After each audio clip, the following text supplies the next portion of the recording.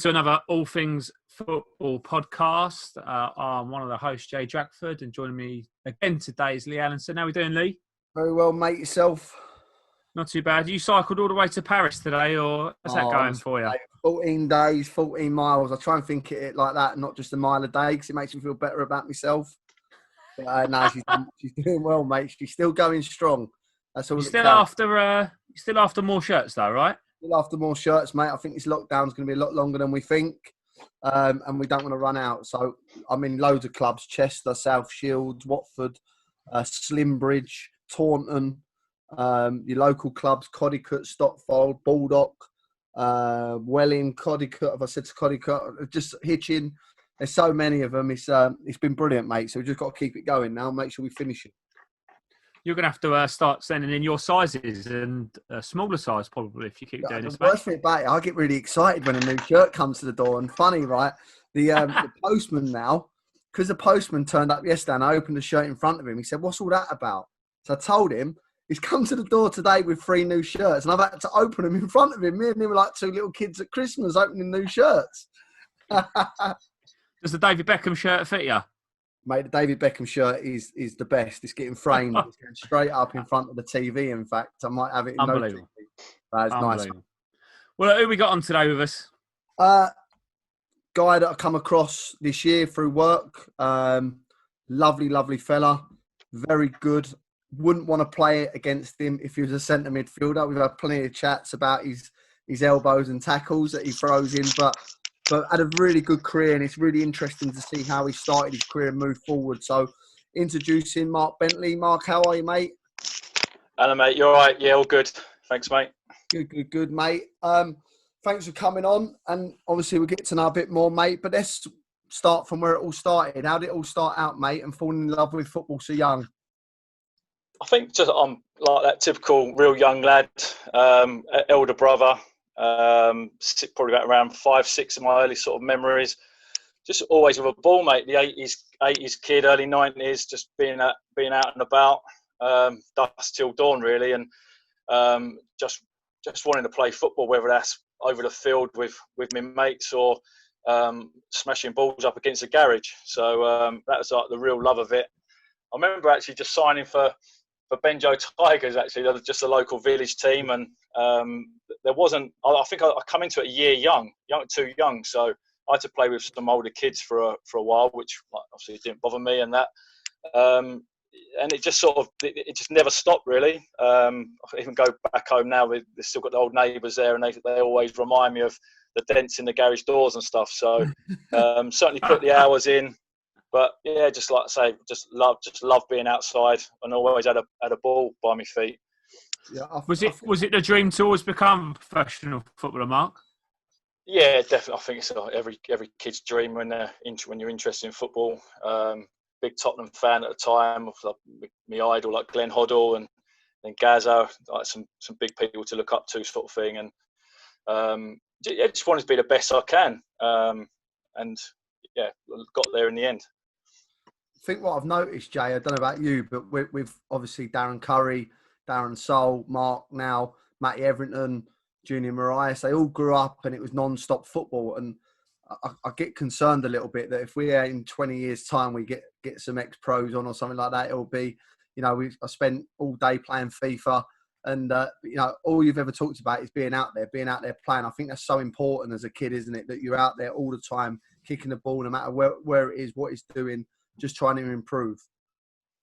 Mate, yeah, really definitely. Agree with that. You had Dean Brennan, didn't we? We had Dean Brennan the other day saying it still happens in Ireland. You go over there and kids are out playing football all the time. And right, it does seem to be a bit of a lost generation, really. My lad goes out when I tell him he's going to go out. It just no one plays out today. And it was lovely. Mark was saying earlier on about going out as a kid, and it was brilliant. You never forget it. Come home when the lights come on, and you'd just be out there all day, wouldn't you? I never played well enough, but yeah, God, the memories of a kid was just brought back then. So no, it's brilliant, superb. What in terms of growing up, did you go anywhere academy wise, Mark, when you was young? I got scouted at Tottenham. I think I was under 12. It's funny. I listened to the Mark Gower one, and he got picked up by Dickie Moss, and the same scout that I did. So he must have a have an eye for certain good talent and technical players, as Gal would remind you of how good I was technically. But funny, I've got a little story. We were playing against Cheshunt. I was at Bury Rangers at the time, and he was actually watching. I don't know if you remember the lad, Stuart Douglas. Yeah. He actually went to play for Luton. He was firing goals in. We had brother Andy Douglas as well, wasn't it? Andy Douglas as well. Yeah. So I was playing in that game, and I was actually a centre forward at the time. Big target man.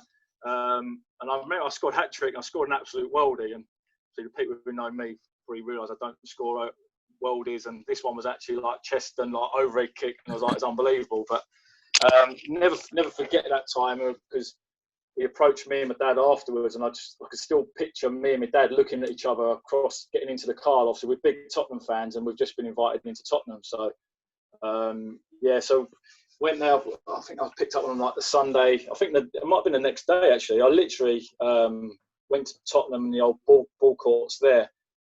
I've got to be honest with you, it was like being a young lad from Hertfordshire, I'm not the most streetwise kid certainly at that age, and I was quite shy as well. It was quite a real tough time actually, and although I was really looking forward to it, but I remember just walking up there and the coach just looking at me going, "Who are you?"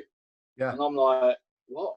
I've been invited in, Dickie Moss, and he was like, "Oh, bloody Dickie Moss again." And I was like, I'm 12 years old. This is like the biggest thing in my life, and like straight away I'm getting knocked down. So he went, "Right, wait there." He's gone off for about 10 minutes, left me there like an absolute spare part. He's come back and went, "Right, join in the session. We'll speak to you afterwards." I'm like, bloody hell. So it wasn't a great start, and I ended up being there 2.5 years, to be fair. Really? But obviously the academy structures back then was only really like the centre of excellences, and trained a couple of nights a week. I only had fixtures in holidays, so I only really played a few games, and I just didn't really feel comfortable there at all. And the day they released me, I think John Moncur was like head of recruitment then, and literally just told my dad, going, "Oh yeah, he's being released." I went, and it was probably like a massive release for me, if I'm honest with you. A bit of a relief, and I wasn't overly bothered about it. The experience was great. Just didn't, like I say, the coach I don't think was ever sort of having me. The second year was better because we had Terry Fennick actually come in and started doing some sessions.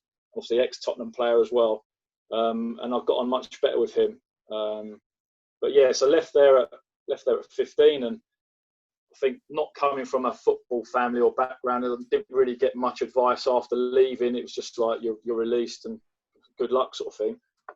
So I never really pursued anything, but ended up joining Enfield Football Club.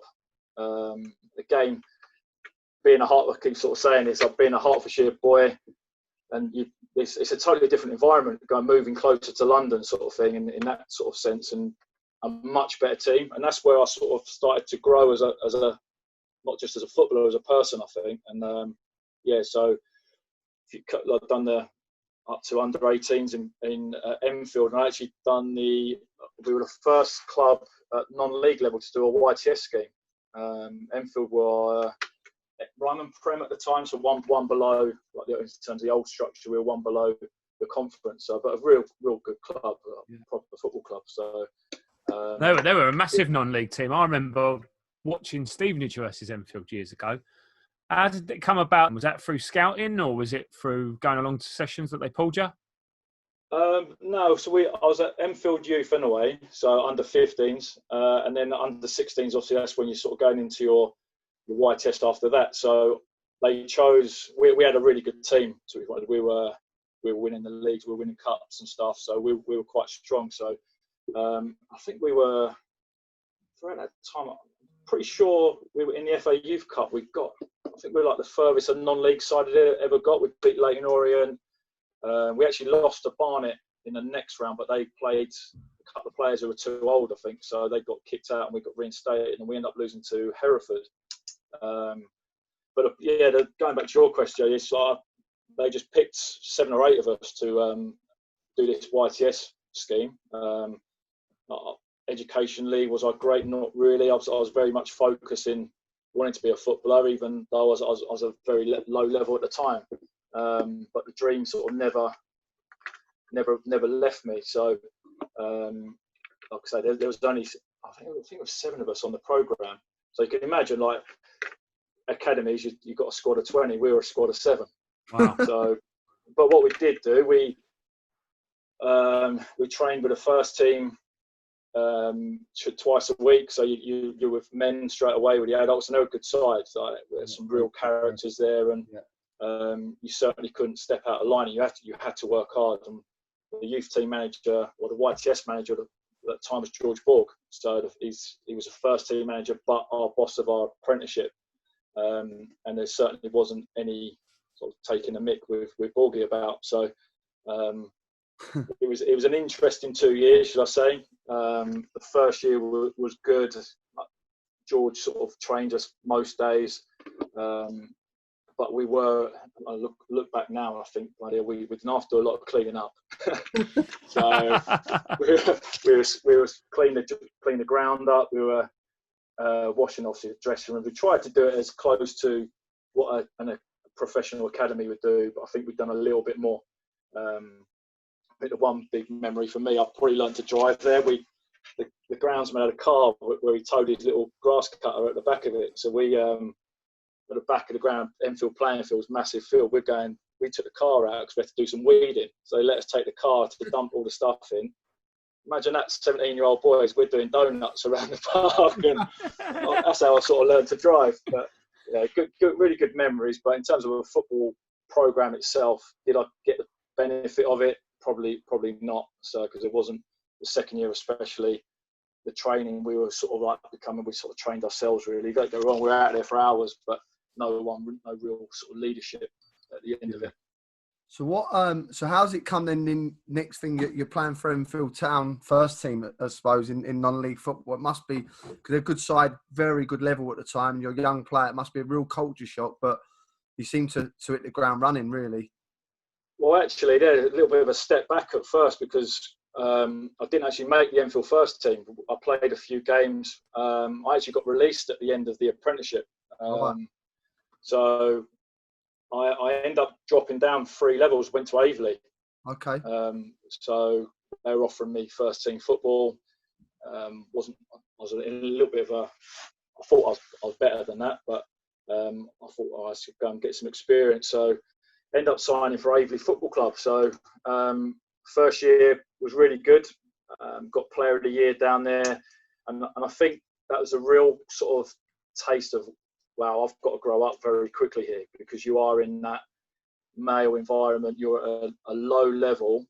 You've got players who just don't really care about football much, but they want to come and hurt you. And I remember I got kicked all over the park really good, because I was quite good for that level, and I was this young lad, and I think those sort of ages you sort of like you get targeted a bit. But yeah, I grew up very fast, and it was a real good first year. So I say got Player of the Year down there, and then it turned a little bit nasty, if I'm honest with you.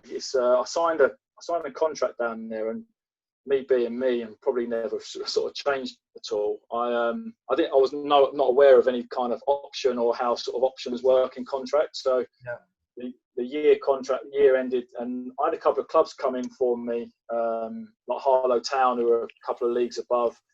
There's a couple of others, and they're a lot more local to me. Aveley for me was quite away. And I thought, I've done my year, that's fine. Let's see if I can make a step up. And all of a sudden, Aveley gone, no, we've got an option for you. You're not going anywhere. I'm like, all right, okay. Why? And he goes, well, we've got you for another year unless clubs are going to pay money for it. And I was like, hang about, mate, you give me 30 quid a week. You know what I mean? So I don't owe you anything. And I actually, really fell out. I actually stopped playing football this went on till October, early November possibly. So it really stressed me out, because I'd had such a good season the year before, for then it to turn sort of nasty. And I had no choice. It's either I don't play football for a year, or I go back to Aveley with my tail between my legs. And that's what I did. And it just wasn't really the same. I still don't get it wrong. I've never been a player to toss games off, sort of thing, and like I still give my all. But I always remember the conversation in the season. Chairman I was in the toilet. Funny enough, I had a couple of drinks as well. I just literally went to him. Am I done now? He went, yeah. You'll never be better than this, sort of thing. You can't play any higher. And those sort of words stayed with me. Something I sort of talk about quite a lot. And I left there going, I'm going to prove you wrong. So yeah, and ended up going back to Enfield after that, mate. Yeah, and you done very well there, didn't you? It was a very good side, wasn't it? Yeah. So like I say, being a level 2 or 3 leagues below we've been at Aveley, and then you're stepping up to an Enfield where listen, I wanted to be back there. I loved the club, and it was more a trial base. I went there. I didn't pick any money up till probably January, so I did it for free. I didn't ever ask for money. The manager at the time, Gary Calder, he went into his boot a couple of times, slipped a couple of £50 notes my way. But other than that, yeah, it was no money involved in it. And he phoned me, said, "Look, come in, do pre-season," which I did, and just did really well. And I just hit the ground running, scored a couple of goals early on, and then didn't really look back that season. Ended up signing a contract again, I think in January time, and then Barnet come in for me, and that was like, wow. Obviously, I think I can't remember if they were conference or League 2 at the time. I can't remember, but I remember going. Obviously, Enfield. I think Enfield wanted some kind of fee. I met John Steele. He offered me the worst deal ever, but his words were, "You're going to be a professional footballer," and that was enough. That was enough for me, and I was like, I'm going to take an absolute hit here, and it's going to probably cost me to play. But those words of "you're going to be a pro footballer" sort of like went, I want some of that. Funny enough, the deal fell through in a way because I think Enfield wanted too much money. I think Barnet offered 60 grand, and Enfield wanted 80 grand, and I was like, it just fell through. Which, looking back, I weren't too bothered at the time because I was doing okay. Yeah. I bet you had that little voice in your head, didn't you, of the chairman from Aveley when you had 60 to 80 grand. That was a lot of dough then. That was massive, yeah. And I can't believe they turned it down. I was like, what are they doing? Because like I say, I was taken back by it because, like I say, the club hadn't paid me 60 grand or anything like that. Do you know what I mean? Yeah. If they got anything, like would have been like beneficial for them. Yeah, but the chairman at the time at Enfield was a little bit of a nightmare, to be fair. So all about the money and obviously what he did to the club when he left. So that fell through, and so I moved on. So how did Aldershot come about? So played Aldershot last day of the season, and we just being at the ground. Like I think it was end of season. I think they just their last game. So I think there was about 2,000 people there. Yeah. And I was like, wow, this is like a proper football club. I'm going, this time last year, I'm playing in front of probably 30 people. Yeah. Not really enjoying football. And now I'm playing in front of 2,000. I scored the opening goal. And loved it, to be fair. So, story is that George Borg was the manager at Aldershot at the time. So obviously me and Borgie go back a long way. I'll be honest with you, George throughout my apprenticeship, you could probably say he was like probably a second father figure to me, really. And obviously my dad was the most supportive person like growing up in terms of my football, but George was there to advise me, and he looked after me, and he was someone who you could sort of very much buy into. So after the game, he invited me into his office for a beer, just a general chat. He was like asking me how much did I enjoy it here today, and I was like, yeah, loved it. And then he's like, threw a sort of contract in front of me. He was like, got a 2-year deal for you, mate. And I was like, all right, okay. And I'll be honest with you, I shit myself. I was like, I don't know what to do. And and obviously because I'd had the Barnet thing, and at the time as well, like agents were ringing me for fun, and I've never signed for an agent at that time, and it all just moved so quickly for me. But Gary Calder was in the office as well, and he obviously the Enfield manager, and he was like pushing it through as well. He was going, look, no, it'd be a good move for you. So I was pretty put under pressure to sign it. And I was like, oh, I think I need to speak to my dad. He's like, no, it'd be all right. Look, sign it. And you're going, oh, shit. So I did. I signed it, and I thought, look, I'm going to be playing in front of 2,000 people here. And I didn't really realise how far away, obviously, 60 miles from your house. I'm going, quite a way to go, this. But I signed it. I sat on the coach on the way home, didn't tell anyone. I just thought, oh, I think I've done it wrong in here. I don't think I should have done it. So, listen, I had 3 unbelievable years at Aldershot. I loved most of my time there, and it was just that summer where I nearly went to Barnet. Obviously, you signed for Aldershot.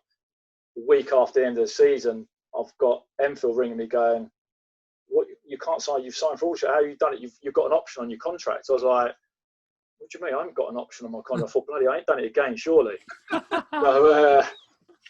So we're going backwards and forwards. I was like thinking, "Oh, no way have I signed an option." And then next minute, we've got proof you've signed it. So I was like, what? They've sent me the proof through the post. Someone forged my signature on this option letter. So I'm like, what is going on? And I ain't got a clue what's going on here. And I just want to play football. So yeah, I didn't want to leave Enfield that way. Like I say, I love the club, still follow their results, and still a great club with good people there. And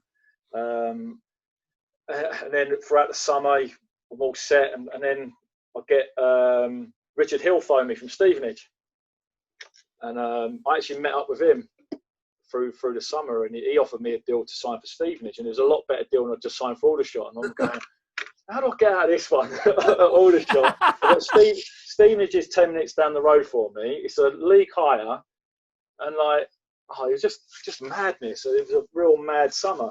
And going back to the agent, speaking to a couple of agents, I had an agent phone me as well. He goes, "Oh, I've got Peter Taylor wants to speak to you at Gillingham," and I'm like, "What?"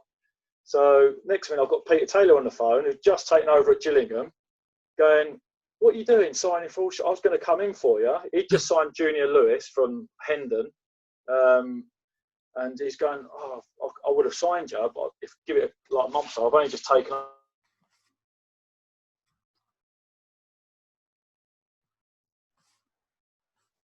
Sorry, mate, you still there? Yeah, we're still here, mate. We're still here. We just missed the last couple of words, bud. Yeah. Yeah, go on. Yeah, so just so Peter was like, "Oh, would have signed you, but I don't want to be seen as signing too many non-league players at the time." So that one went up the wall. So I went to Aldershot. Mark, can you hear us? Can hear you, mate. Yeah, your sound has just dipped a bit, mate. Is that better? Not really. Try again. Hear me? Again? No. That's better. Is that better? Yeah, that's it. Yeah, that's better. Yeah. That's better. Yeah. All right. Yeah. So after Aldershot, then you had spells at Dagenham and Ebbsfleet, and then you got a massive deal, really, didn't you? And a move to Southend. How did that all take place? And did you feel you needed to get out of that deal? Funny enough, yeah. So went to Dagenham in the summer, and under Gary Hill, started the season really well. I think I scored nine before Christmas, and as a midfield player, done okay. I for them in the summer, which I said, yeah, would love to. Martin Ling was a manager at the time, and then literally on my birthday, Steve Tilson phoned me at Southend, and told him, like, look, Boring have offered me this in the summer. He goes, "Well, I'll sign you now." I was like, "Yeah, okay, let's have a chat." And Southend wanted to do it there and then. They offered me a deal. I'll be honest with you, I would have signed probably for less. I just wanted to be a pro footballer, if I'm honest with you, mate. The deal weren't great looking back at it, but it's something that I wanted to do. I was concerned initially because Southend, well, I think they were second from bottom in League Two at the time. So I thought, bloody, I don't want to go there and we get relegated and I'm back in the conference. So it was a big decision, really, in terms of that, because I didn't want to end up with egg on my face. But no, that deal materialised, and I was buzzing for it. So it was just out of the blue. So it's a good move, isn't it, as well, from being non-league. You've waited all that time, and like you say, it's a decent club, Southend, as well. And in the end, you had a decent. So I mean, you played 90-odd games there, didn't you? Yeah, real great time. Like I say, from joining there, second from bottom, all doom and gloom, and just in that summer, Tilly sort of rebuilt. He let a few players go, and just got some good. We were just like real good, honest lads. Yeah. We had everything. We had the talented ones who were technically gifted, like the Gowers, the Kevin Mayers, obviously Freddie Eastwood coming in, and then you had the grafters. Put myself in that bracket. It was me, Duncan Jupp, Shay Wilton. We just had some, got a real good squad down there, and just remember we just kept winning. And I say it to my players now. He's like, if you can just go 2-3 games, it's amazing. You can turn those 2 or 3 games into 7, 8, 9 games, and that's what we did. Yeah. Really successful time. So how does obviously playing there, being a regular, leave from there and go to Gillingham? How's that all come about? And was that disappointing, or was that a good thing for you at the time? It was a real difficult decision. Got to be honest with you. I got offered a new contract at Southend. They offered me the same money, which I thought was a little bit of a liberty, to be fair, because I know for a fact that I would have been on probably one of the poorer paid players in terms of where we were at. Obviously, we just won League One. I was in and out the side a little bit. I wasn't that type of player who wanted to sit on the bench and just come on for 20 minutes. I thought I deserved a little bit more than that. And a big key factor for me as well was my son was born. Yeah. And I had to go for that security one. And I think if Southend, if they'd offered me a couple of £100 more than what I was getting, I probably would have, because I was turning down a chance of playing in the Championship. Yeah. But Gillingham come in, Ronnie Jepson, had an unbelievable conversation with him. He sold the club. I looked around the club. Facilities were fantastic. Ground was great, and also a club that wanted to get back in the Championship themselves. So the deal was good. It was a tough decision though to obviously tell Tilly that I'm going, but he understood. He knew the reasons, and I moved to Gills. And that's like 170 odd games at Gillingham. That's colossal, isn't it? Really. How was it playing at Gillingham, and how did that end up then coming to an end? 5 years at Gillingham. It was a real roller coaster club to be involved in. The first year, I say this a lot, I probably had the best year of my life, most enjoyable year of football. First year, just because of the banter we had, like the dressing room. We didn't win anything. We were safe we underachieved. It was just a real fun time. Ronnie made that environment very old schooly type of manager with old school methods, really. And then Mark Stimson took over in our second year after Ronnie left, and got a lot more professional, but worked us a lot harder. Brought in a lot of lads. I think he nicked a lot of players from Stevenage at the time. We got relegated his first season, and I'll never forget it. We played Leeds United away, and they had to beat us to get in the playoffs. So they opened up their whole ground. I think they had the ground closed for like 2 or 3 years, the top tier. They opened it up, so I think there's 37,000 people there. And what should have been like the worst experience of my life, getting relegated at Leeds, was probably one of the best, because I was out there, I was singing their song, marching all together. before the game, I was like, this is unbelievable. Sending like goosebumps down my back, but that was a strange experience. But yeah, obviously it wasn't great going down, but we bounced straight back up in the playoff final the next year. Did you play in the playoff final that year, or? Sore subject, that one, mate. So yeah, that was obviously one of. I look back at my career and go, what your good moments and your bad moments, and obviously being at Southend, I had 2 promotions with 1 playoff final, which I did play the whole game in at the Millennium. Yeah. So we played Shrewsbury in the final at Gills, and I was on the bench. I think I lost my place literally 2 or 3 games before the end of the season, and it was a time then we done well. We got in the playoffs, and one of them was you got to suck up and swallow, really. And I was going to say to you, what's that like sitting on the bench, not getting on, and you win the game? Because you forget what you've done. I always watch that, and you see the subs celebrating that, and I always like, what are you really thinking? Because you look back and you can't forget what you've done in, like you said, you only just lost your place. So if it was, there'll definitely be games where you've won your team points. So you're still a massive part of that, but not to play, it must be a horrible feeling. Yeah, and that's exactly what it was, mate. And I think those people who are subs, who are celebrating with a champagne, that if they felt what I felt, they're not celebrating, mate, inside. Really? You try and have a smile on your face, and I tried my hardest to like jump around, and there's a picture actually. What I've got is a team celebrating. I'm sort of like a yard behind everyone, just like whatever.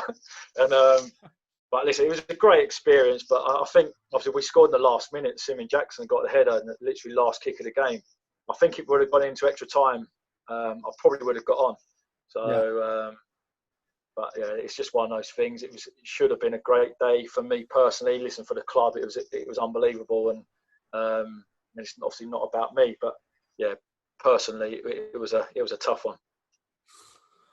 What was you like as if you was ever dropped in that? Was you opinionated to the manager, or was you like just work harder, go away? And I don't think there's any right or wrong answer. So if you become a pain in the arse in the change rooms and disrupts everyone else, then there's a problem. But always like to know people's thoughts on this one. I think I was definitely that one. I want to prove you wrong. So I wasn't very confrontational, certainly in the early stages. Towards the latter part of my career, I was more opinionated and had an opinion. But you ain't going to change their mind. So you go one way. You can become that little bitch in the change room who's going to try and drag others down, or you can just go, right, I'm going to work hard and get it back in the team. I think it's difficult when you do work hard and 4, 5, 6 games go by and you're still not getting back in, and that's where you've got to go, listen, this ain't working out for me. And that's what I did actually in my last year at Gills. I ended up going to Cambridge for a month because I just couldn't deal with not playing. I'd been out, I had a terrible year through injury, but the team were doing well, and I don't know if there's nothing, it's not fair on the others actually when you're sort of moping around not in the team, and I was having rows in training. That's just not me. So I spoke with the manager. I went, I've got to get away. And went to Cambridge, had a really good month there, and come back and actually played the last few games at Gills and nearly got into playoffs at the end. So remember when we spoke before, you said you enjoyed yourself at Cambridge. You thought you'd be happy to stay there at one point. Was that right? Yeah, well, they wanted me to stay to the end of the season, but they missed the deadline, the cut-off point. So I ended up going back to Gills. But I sort of left there going, well, this is my site. I'll sign for him in the summer. And that's how I was sort of led to believe with the manager. And I leave Gills, and I knew my time was up, and I probably did a year too long at Gills. And so I thought, I'll have Cambridge as my backup. And the phone call never come. So I was scraping around in that summer, and that was a real difficult time. That's the way we go on to next, mate, because obviously you're at that stage. How old was you then when you left Gills? I think I was 33. Right, so yeah, you're at 33, that stage, aren't you? So what happened in that summer? Just nothing come up? Did you have an agent representing you? And what was the reason why you just dropped back into non-league? Yeah, so I sort of stayed away from agents, mate. I had one bad experience with an agent at Southend, so sort of got stitched up by him. So I remember you told me that story. Yeah. Yeah, brown envelopes though. So, yeah, no, those sort of experiences, I think I was going to stay clear of them. And you just sort of wait for the phone to ring, mate, if I'm honest with you. I was like, well, I've done okay. Still 33. I still feel fit. Obviously, you get that tag that you're in your 30s now, your legs are going, which I didn't feel at all. And the phone just didn't ring. And I remember phoning Luton, Dagenham, didn't even get a response. I'm thinking, really? Bloody hell, any danger? I think I might have phoned Stevenage as well. I can't remember who was managing at the time. Wesley might have been in charge and tried to get in contact with him. And yeah, just no one. I was like, well, I wasn't scared to go back non-league. I just felt like I had more, and I was desperate to stay full time. It just never happened, and I got to July, so everyone's going back pre-season. I still hadn't had a club, and bloody hell, I've got to sort something out. And then a call come from Hayes and Yedin, who were in the conference at the time. So I went down to meet them. I've got to be honest with you, I drove into the car park and I sat in my car probably for about 10 minutes, and I was like, I can't do this. I don't like looking at. There's a half-beat built ground. It was in the middle of an industrial area, and I was like, I'm going back to Tuesday, Thursday night training. I was like, I don't know if I'm going to do this. So, and then what'd you do? I said, ended up meeting them. They were good fellas, to be fair. When you when you was waiting for your phone to ring, was you like, I can't have any signal, or like my phone ain't working, I better take it back to the shops because surely it should be ringing by now? Mate, the amount of times I turned my phone off and on was a joke. And I was like, every day you go, it was one of them ones where you're going, right, I'm going to leave my phone at home, I'm going to come home. When I come home, I'm going to have about 10 missed calls. No, it don't work like that. It was a bad time because I think I was doing university course at the time as well, so I had that to think of as well. What goes through your head though? I mean, age, you're saying what, 33? So you are pretty much still got a few years left in the year. Are you thinking to yourself, I've got to go and get a job that's got nothing to do with football whatsoever? And how does that work, especially as we know you're a family man? You're thinking everything, obviously, because your contract's up at Gillingham end of June. You get a month's severance pay, which I had to fight for, which was a joke. But you literally go from 1 minute you're earning good money, which for me at that time I was earning good money for what I thought was in a way, to then nothing, literally nothing coming into the bank account. You're going, bloody hell, what's going on here? And then no calls from football, and no job. So I think my background of non-league football before I went pro helped me because I wasn't scared to get my hands dirty. I was doing labouring jobs and doing other jobs as well. So I wasn't bothered by that stage. I was actually quite looking forward to going back to non-league because I had such a good time. Quite a real good, and the environment you're in is fun and it's very rewarding. But I've quickly found out non-league had changed. Like within the 8 or 9 years I was as a pro footballer, the non-league world had certainly changed, and it has now. Yeah. So it was very tough at the time. So you then had spells. Sorry, Lee, go on. You go, mate. You go. That's fine. So you had spells with Bournemouth and Willstone, and then Grays, which sees you become manager. Was that something you always wanted to do? I certainly wanted to coach. I did some coaching in my early days. I wanted to drop it back into non-league. I feel I had more of an opinion. Certainly when I was at Hayes, I become the captain. We were a very young side, so I sort of took that role on that responsibility on the pitch, which I really enjoyed.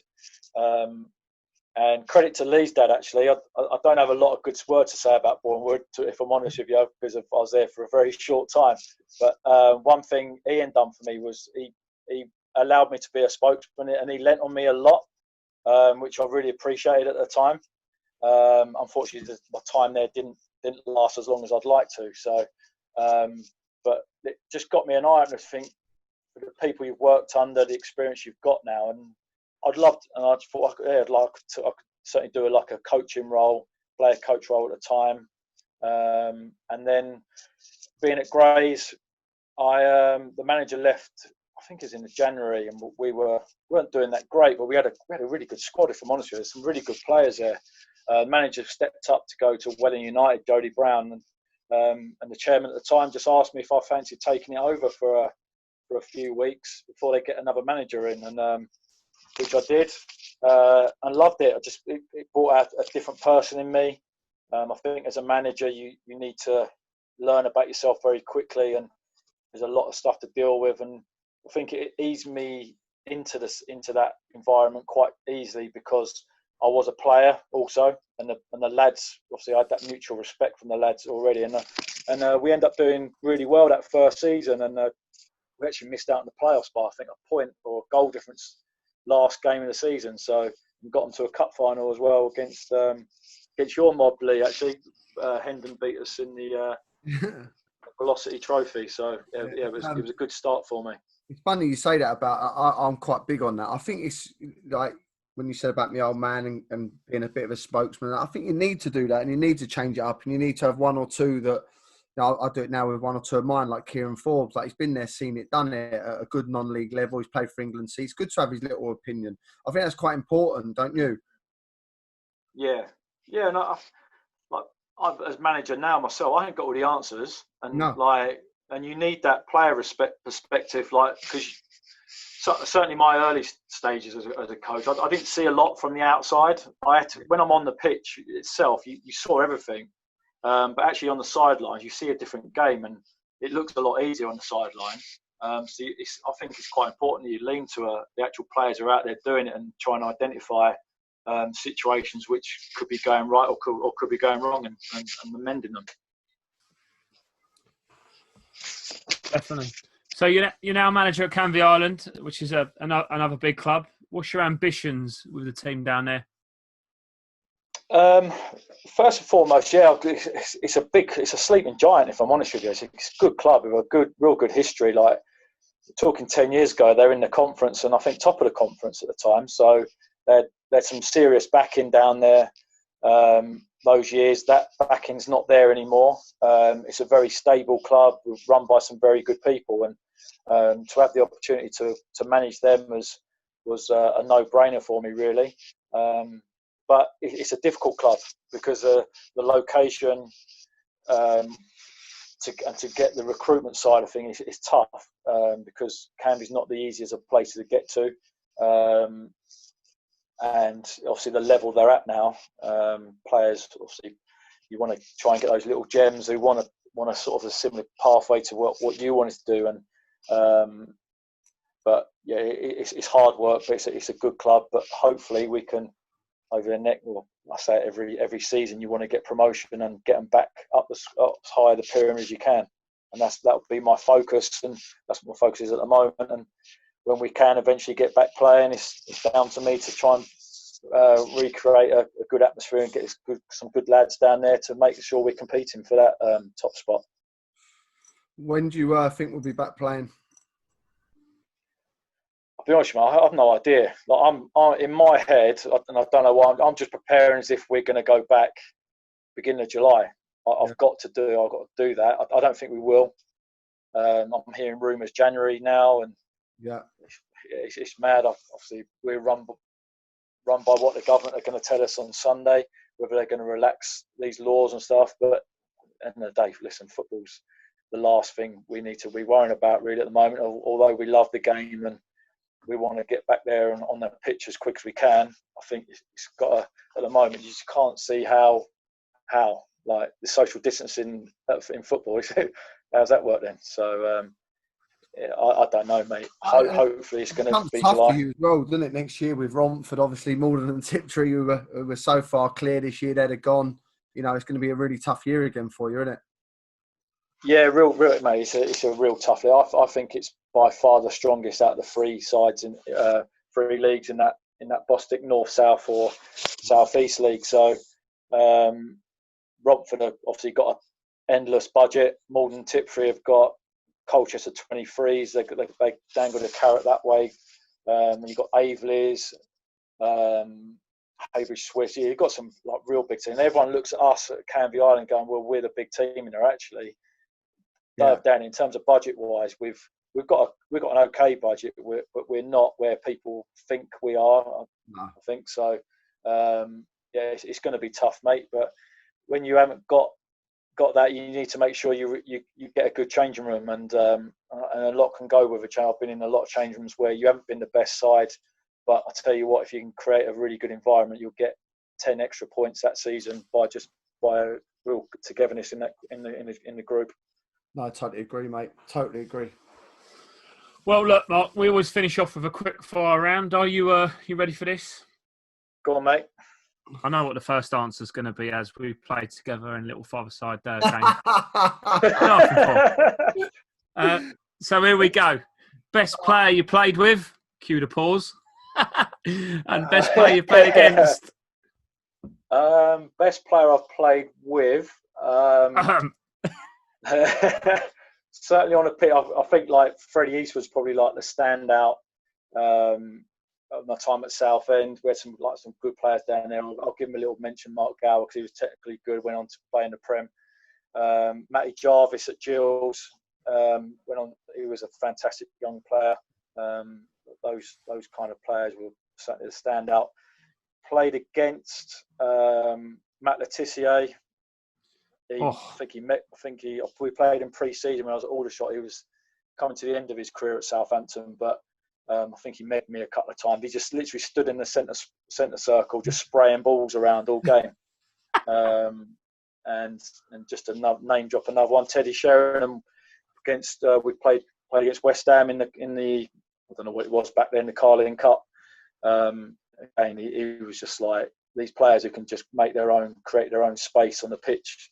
Yeah, mesmerised me because I could never do it. I tried to run around and kick people a lot. So yeah. Best goal you scored?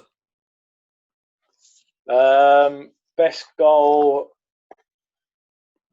apart from that one at under 11s. I scored one of my first goals for Southend. Was against I think it's Darlington, actually, at home. Yeah, outside the box volley. Don't score many, but yeah, hit that one sweet. So that'd be that one. Big club, Darlington. Shame, really. Another one. Yeah. Best manager you played for and why? Best managers? Best manager you played for and why? Obviously, Steve Tilson would be well up there because he was the one who made my dreams come true, really. Sounds a bit corny, that. But listen, he gave me that opportunity in the Football League and trusted me, and I'm forever grateful for that, for him.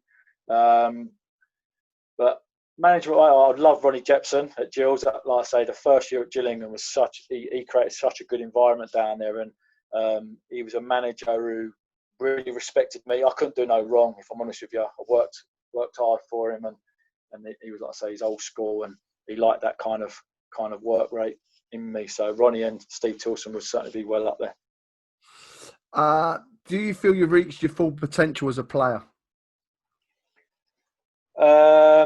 Yeah, I think so. I've got to say I'm more than happy where I've got to. I think in terms of if I had any regrets, I wish I'd done a year in the Championship just to see how I got on.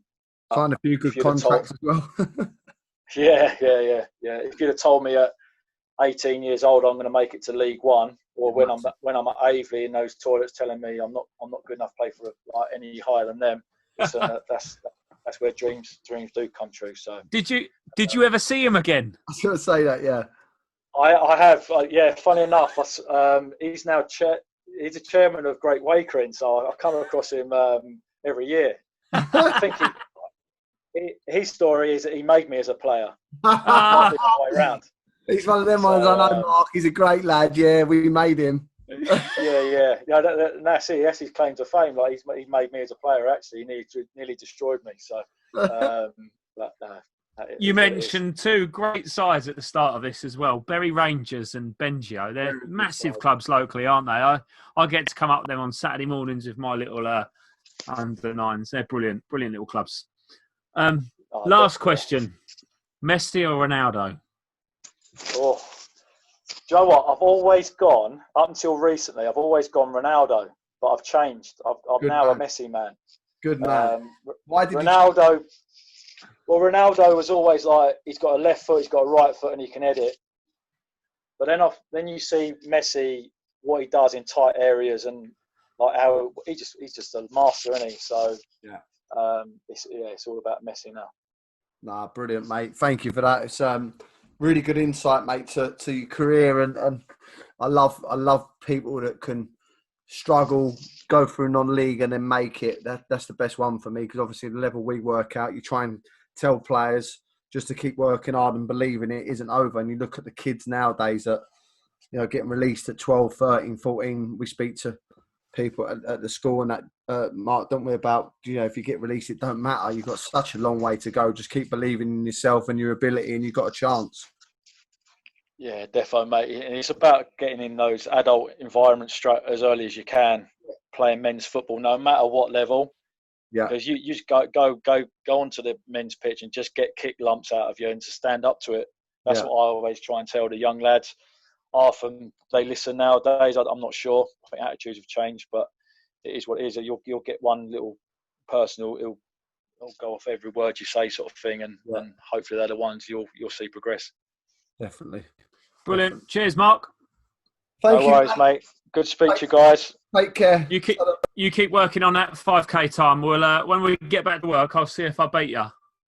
We'll have a race, mate, shall we? I'll ref it. Lee can see if he can beat us on his bike. No, I wouldn't be able to do that either. Yeah. See you, mate. Take care, mate. All right, guys. Good luck, guys. Take care. Bye. See you later. Speak to you soon.